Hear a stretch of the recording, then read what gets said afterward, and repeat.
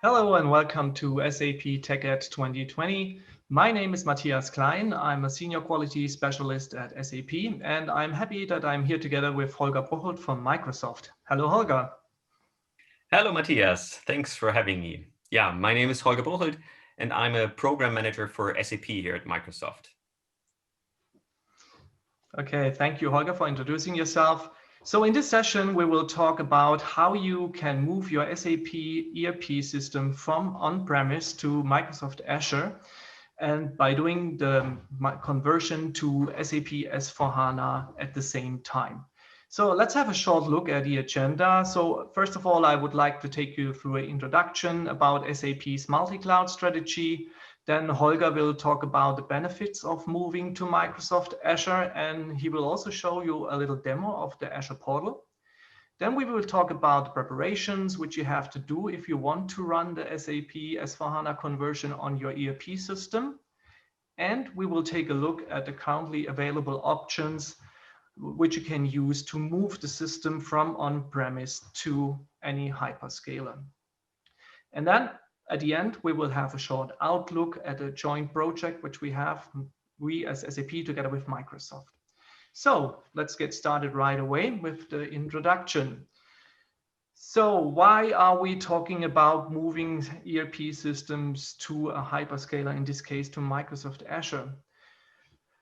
What we have seen is that we have now our SAP has its own cloud infrastructure, like you for sure know. And of course, there are these hyperscalers out there in the market like Microsoft Azure, Google Cloud Platform, Amazon Web Services, and Alibaba Cloud.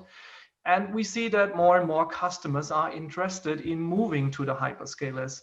So, and what we say is we are where our customers are. So if our customers want to move their SAP systems to Microsoft Azure, then this is fine for us. So, and what we have seen, because I just said that we see more and more movement in that direction, is here these two polls where you can see that 84% of enterprises already have a multi-cloud strategy.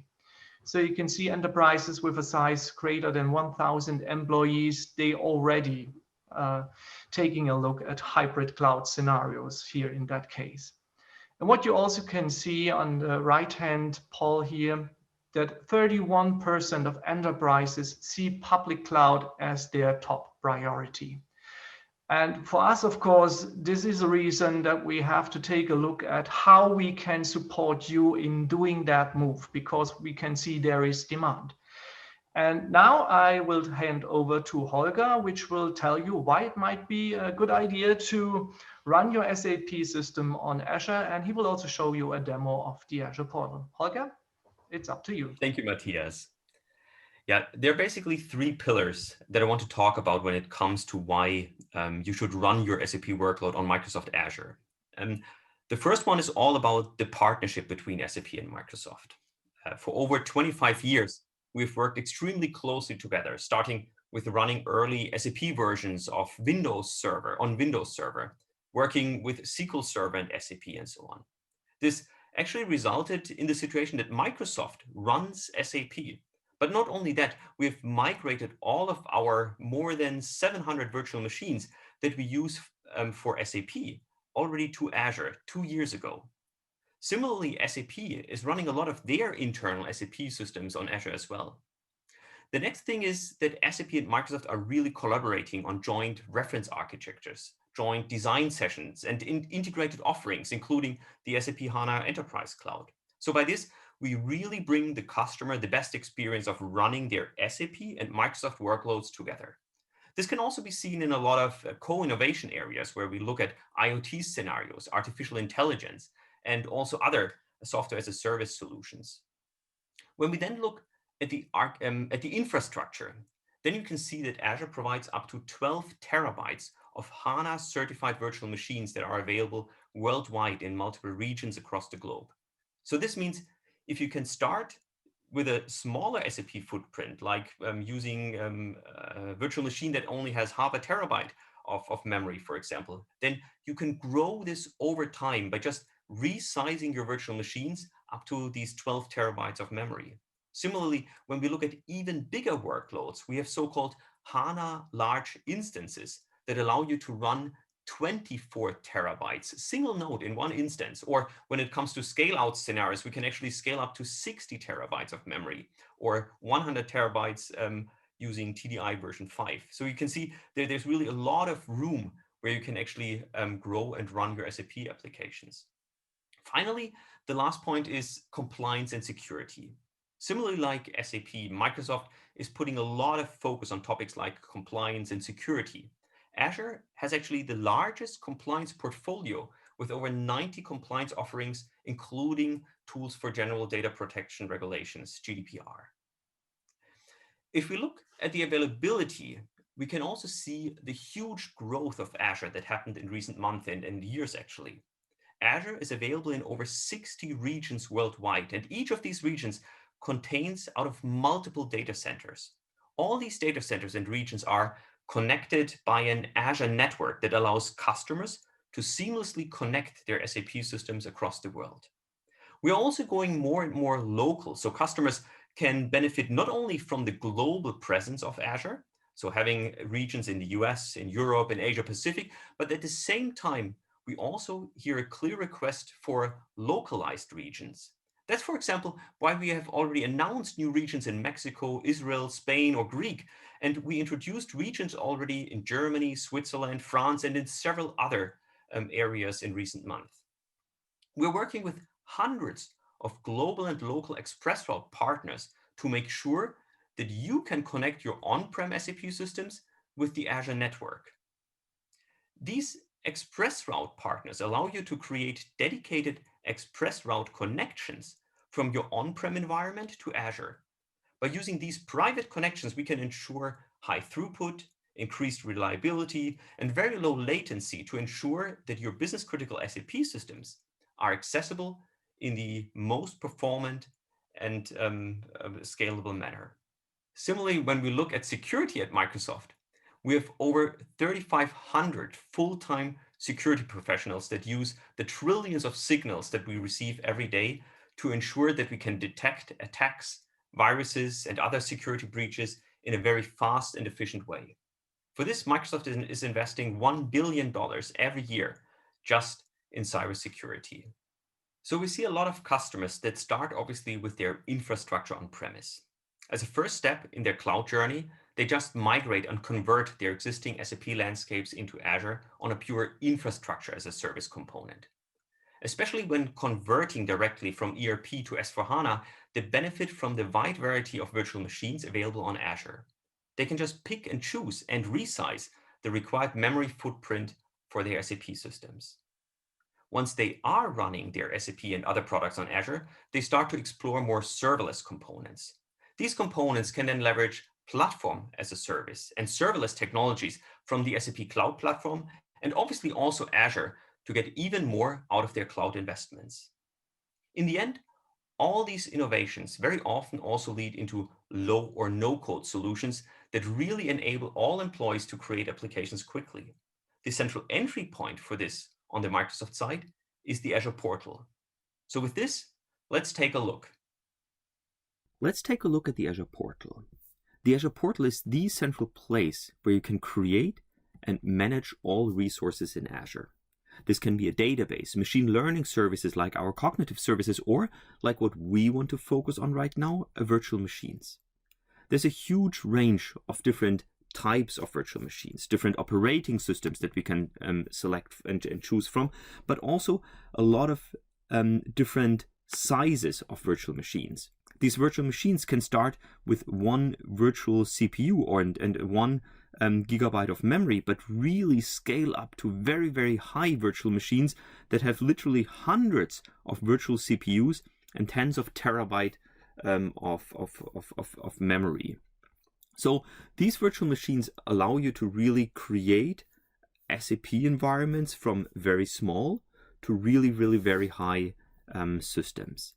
Now, if I don't want to select one of these simple operating systems. Then I can also go to the Azure Marketplace, and there, if I search for SAP, there's a huge range of available templates available. Of course, I can use an SAP HANA Express Edition and deploy directly here from Azure, but I can also select very SAP-specific operating systems, like, for example, in this case, Red Hat Enterprise Linux for SAP, or different SUSE Linux flavors. I can even select here an SUSE Enterprise Linux for SAP with full support from SUSE directly here from the Azure portal. I can have different plans available for this, and I can even start a preset configuration directly here from the Azure portal. I can select whether I want to deploy a dev test environment or a production, and also here different pre-built t-shirt sizes to immediately get started. If I want to have a little more control, then I can also use one of these Azure Quick Starter templates.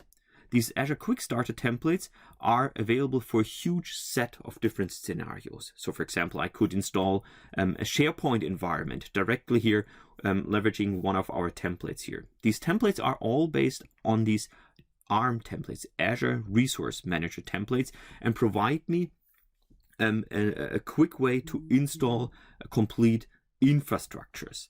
Now, the beautiful thing is that these templates are not only available here in the marketplace, but actually they're all hosted on GitHub. And that means I can really go down into the different files. So I can really download the required JSON files. I can make some modifications if required. And then once I'm ready, I can just click on deploy to Azure.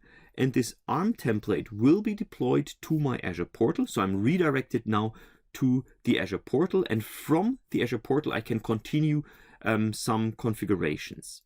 So, for example, I could specify the SAP system identifier. I can select different operating systems like Windows, SUSE, Red Hat, or even Oracle Linux to get started, and I can select some of these t-shirt sizes which we have clustered in different subs ranges. Once I've selected all this, I can just click on review and create, and the infrastructure for my new SAP NetWeaver 2-tier environment would be directly deployed in Azure. Now, this only takes care of the pure infrastructure, so the virtual machines and the network configuration. But we also have on GitHub scripts available that allow me to automatically deploy a full SAP environment. We're using Ansible and Terraform scripts. And again, all of these scripts are available here on GitHub, so I can use them as a good template to get started. I can download them, I can modify them if required, and then use them to not only install the infrastructure, but to also really deploy a full set of my SAP environment directly in Azure. Now, these environments will be plain, clean SAP environments. If I want to go one step further and also have some demo content, then I can also use the SAP Cloud Appliance Library to deploy full solutions, full SAP solutions directly in Azure. So what I've done here already is I've deployed an SAP S/4HANA 1909 solution in Azure. And here, for example, you can see the resulting Fiori launchpad. So I could go here now to my business users, and they could immediately start experiencing and testing some new features of S/4HANA. But if we take a look behind the scene and take a look of what was actually deployed in Azure, then I can see here the different resources. So I can see virtual machines, I can see disks that were created, public IP addresses. All of this was automatically created by the Cloud Appliance Library from SAP. Now, if I take a look, for example, at this SAP 3 virtual machine, I can see that this is a HANA box running obviously the HANA database of my S/4HANA system. I can see that the environment is based on SUSE Linux 12 Service Pack 3. But the beautiful thing now is that I can now also use Azure features, native Azure features, to manage this environment. So, for example, I can create a backup of this SAP solution. And this is not only necessarily a virtual machine Azure backup, but I can also really take an SAP specific backup, meaning I can use a backend certified interface to connect to the SAP HANA database and really make a HANA database backup. Another beautiful feature that is built into Azure is the Azure Monitor for SAP solution. So instead of just monitoring the metrics of a virtual machine, I can create so-called providers that allow me to connect to the actual SAP system, to the actual SAP HANA system, and retrieve information for the database that are running there. So with this information, I have really visibility into my SAP HANA systems, and I can see, for example, that there's a certain server name, but I can also drill down and take a look at some of these services that are actually running on this SAP HANA system, like the index server, the script server, and so on. I can also use this information to track and get some additional telemetry information on what is actually happening, not only on a virtual machine layer, but also really take a look at what is actually happening in the SAP HANA system. So with this, I hope I could give you a quick overview of what the Azure portal is and how you can deploy different components to run your SAP landscape in Azure. With all the tools and scripts that we have available in GitHub, it really simplifies the way how you can get started and create your SAP landscapes in Azure, which is obviously the first step for a migration scenario that we'll discuss in the next steps. Thank you, Holger, for these very interesting insights into Microsoft Azure, and thank you for the demo as well, of course. Like I said at the beginning, the goal of this project is that we have an S/4HANA system running in Azure at the end of the procedure. So this is our goal. This also means that we have to take some preparations on the ERP system to make sure that the SAP S/4HANA conversion is running smoothly. So let's have a short look, really only a short look at the tools available to support you in the conversion to SAP S/4HANA. So we have the SAP Readiness Check, which is an optional tool, but we nevertheless highly recommend it to use it. So this tool checks the readiness of your ERP system for the conversion to SAP S/4HANA. It gives you an overview of the things which need to be done on your ERP system to make sure that the conversion runs smoothly, and it helps you to plan your transition to SAP S/4HANA. Then we have the Maintenance Planner. This is a mandatory tool. So this does two things. It first of all checks your ERP system for the compatibility of add-ons and business functions used. And it takes a look at the system from a software component point of view. So it plans the conversion to SAP S/4HANA, calculates the required software archives you need to run the upgrade to S/4HANA. And then we have the simplification item checks. Those have to be implemented into the ERP system. And in a difference to the maintenance planner, this is not looking from a software point of view, from a software component point of view. This is taking a look at the functional aspects of your system, like data consistency, customizing, and so on. And this helps you to determine which simplifications items are relevant for your ERP system and which you have to take care about to make sure that the conversion runs. This is an important step because the software update manager is executing the simplification item checks as well. And if they are not green, a green traffic light, then the software update manager will abort the conversion process. And then in the end, we have the custom code adaptation, which helps you to check your custom coding and makes sure that your custom code will run as expected on your SAP S/4HANA system after the conversion. It also offers some filter functionality and quick fixes for the most common adoptions required in the custom coding. There are some other sessions here which will give you much more detail about those tools. You can see here, and you can find them also later on at the end of the slides. Now let's take a look at the currently available options. So if you now want to move your ERP system to Microsoft Azure, how can you do that? Well, there are actually two ways. And the first thing is, if your SAP ERP system is not yet running on SAP HANA, in that case, we as SAP recommend you to use the database migration option of the software update manager with System Move. And please keep in mind that using the database migration option without System Move for a migration across data centers, this is not supported. So please make sure you use DMO with System Move. There are some restrictions and limitations if you want to use this option. One is that your source system, if it's already running on SAP HANA DB, then you cannot use the system move. The second thing is the target DB for the target data center. It has to be either SAP HANA database or the SAP Adaptive Server Enterprise, or in short, SAP ASE. Those are the only two target database supported. And then it's not possible to change the system ID of your system during this procedure, so it will stay the same. You can find more information in the SAP note listed here.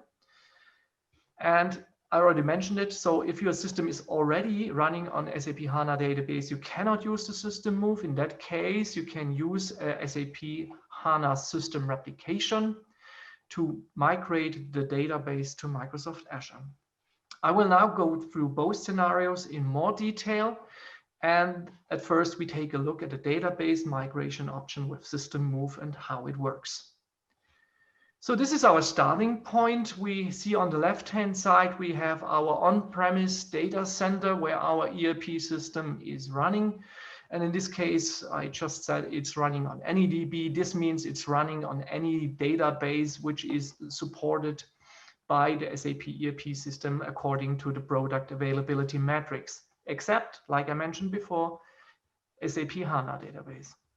So what we do then is on Azure, we prepare our environment to function as a target system for the migration or for the conversion. In that case, we have to install an SAP HANA database on Azure, and we also have to install a new SAP S/4HANA system. So it's a fresh installation of an SAP S/4HANA system, which has to be in the same target version as you planned in the maintenance planner. The next step is then that you start the software update manager on your on-premise ERP system. And the software update manager does the usual things for the conversion, like preparing the system for the conversion and already doing as much as possible during the uptime. Then in some point of time, we then will reach the downtime phase of the procedure. You can see it here marked as a red box. And then we perform the migration export. This means we're reading all the data from the source database on premise and writing the export files into a folder of the software update manager. If you have done that, completed that step, we now have to transfer these files to the target system on Azure. And there are several ways how you can do that. You can copy the files over the network. This is one possibility. You can either use FTP or secure copy, whatever you prefer. You can also use the parallel data transfer mode, which is available in the software update manager, saying as one package has finished on the source system, you can already import it on the target side on Azure. And of course, there is also the option to put the export data on an external disk and use express shipment to the new data center to use this way to get the data over, because sometimes express shipment has a better bandwidth than the wide area network. After you have copied the files to the target system on Azure, you then start the software update manager on Azure. And here it will pick up the migration export and import all the data into the SAP HANA database. After that, the conversion downtime will take place, saying that all the data is converted into the new SAP S/4HANA data model. Then after the software update manager has finished, you do the usual post conversion tasks like doing this SAP S/4HANA Simple Finance migration and etc. And after that, you have an S/4HANA system running on Azure. So this is using system move to do that. The other thing which I was talking about is the SAP HANA system replication. So like we can see here on this slide on the left-hand side, on our on-premise data center, we have our ERP system, but in this case, it's already running on SAP HANA database. So what we can do now is that we go ahead and install an SAP HANA database on Azure. And then we set up HANA system replication to replicate all data from the on-premise HANA database to the target HANA database on Azure. And you can do that while your business is up and running, business users are on the system. Of course, then one fine day you will reach the maintenance weekend. So this means in that case, you will then stop your ERP system on premise, make sure that the remaining delta is replicated to the target HANA database on Microsoft Azure. And then we split up this replication.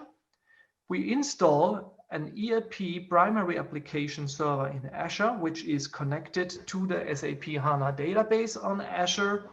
And then we have our ERP system up and running on Azure.